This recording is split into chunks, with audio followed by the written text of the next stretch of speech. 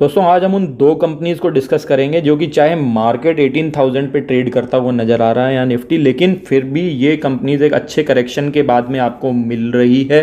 पहली कंपनी का तो दोस्तों आप प्रोडक्ट्स को देखते ही समझ गए होंगे यहाँ पे कि कौन सी कंपनी की मैं बात करने जा रहा हूँ। दोस्तों ये कंपनी है नेस्ले इंडिया। इसकी दोस्तों अगर आप देखेंगे तो कुछ ऐसे प्रोडक्ट्स हैं जिनमें कि ये मोनोपोली रखती है दोस्तों, तो इस कंपनी का तो आपके पास में वैसे भी पोर्टफोलियो में होना मस्ट है। तो एक अच्छे करेक्शन के बाद में अगर आप इस कंपनी को उठा रहे हैं तो बहुत ही अच्छा मेरे हिसाब से रहेगा।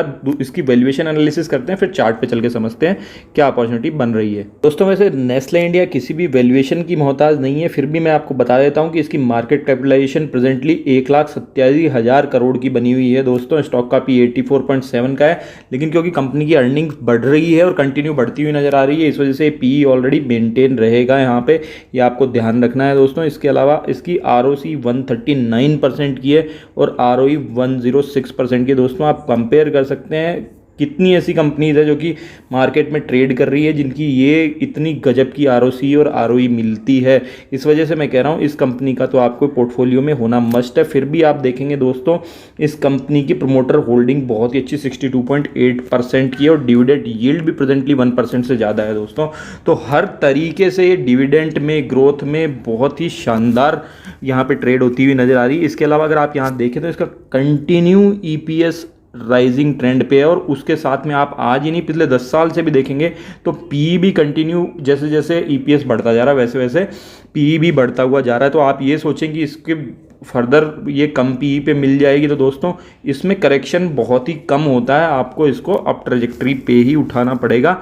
इसके अलावा दोस्तों debt free, totally debt free company है। 2015 में जहाँ थोड़ा मैगी का क्राइसिस था वहाँ इसकी ज़रूर सेल्स थोड़ी सी कम होती हुई नज़र आई थी, लेकिन उसके बाद में कंटिन्यू इस कंपनी ने अपनी सेल्स को भी राइज किया है, उसके साथ में प्रॉफिट को भी राइज किया है दोस्तों। और अगर आप यहाँ देखेंगे तो रिजर्व्स इसके लाइफ टाइम हाई के हैं आज भी और बोरोइंग इसकी ना कुछ के बराबर है। नेस्ले इंडिया को देखेंगे यहाँ पे तो ये आपको कंटिन्यू अभी फॉल में नज़र आ रहा था और उसके बाद में ये 2 डेज हुए हैं जहाँ पे कि इसमें ग्रीन कैंडल के फॉर्मेशन हो रहे हैं। ये यहाँ पे संभलता हुआ नज़र आ रहा है ट्रेडिंग में और आप देखेंगे कि यहाँ से ये अप ट्रेजेक्टरी लेने के लिए तैयार है दोस्तों।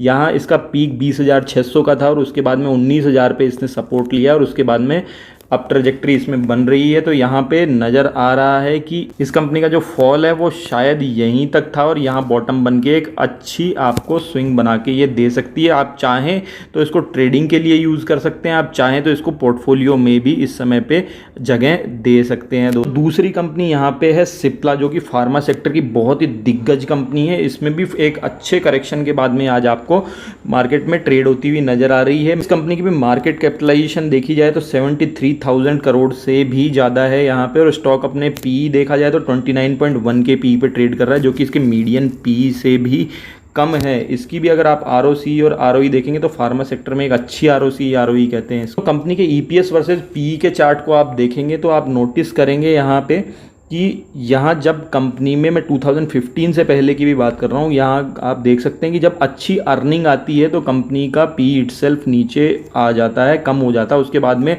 स्टॉक एक बहुत ही अच्छी रैली लगाता है यहाँ पे, तब इसका पी बहुत अच्छा से इंक्रीज़ होता है। उसके बाद में दोस्तों फिर आप देख सकते हैं एक फॉल आता है क्योंकि अर्निंग्स फिर से इंक्रीज़ हो जाती है, फिर स्टॉक बहुत ही अच्छी रैली लगाता है दोस्तों।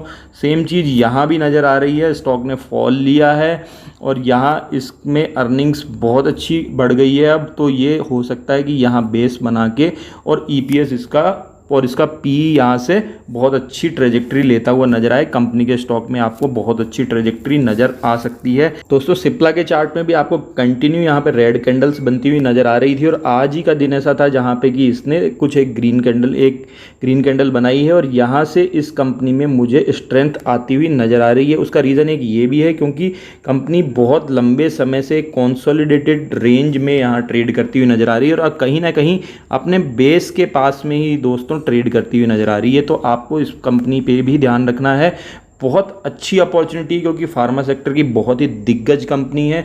जब मार्केट में फॉल होते हैं तब ये कंपनी आपके पोर्टफोलियो को सेव करेगी। ऑल्दो यहाँ पे एक ट्रेडिंग की अपॉर्चुनिटी भी बनती है, क्योंकि दोस्तों यहाँ पे बॉटम बना के कंपनी यहाँ देखा जाए तो 1000 रुपये की प्राइस तक एक अच्छा स्विंग भी आपको दे सकती है। बट मैं सजेस्ट करूँगा आप इसको कि आप इसको लॉन्ग टर्म तक होल्डिंग करें इस कंपनी को, क्योंकि ये कंपनी उसी तरह की है, पोर्टफोलियो स्टॉक है दोस्तों मैंने आपको दोनों कंपनीज बताई, नेस्ले इंडिया और सिप्ला।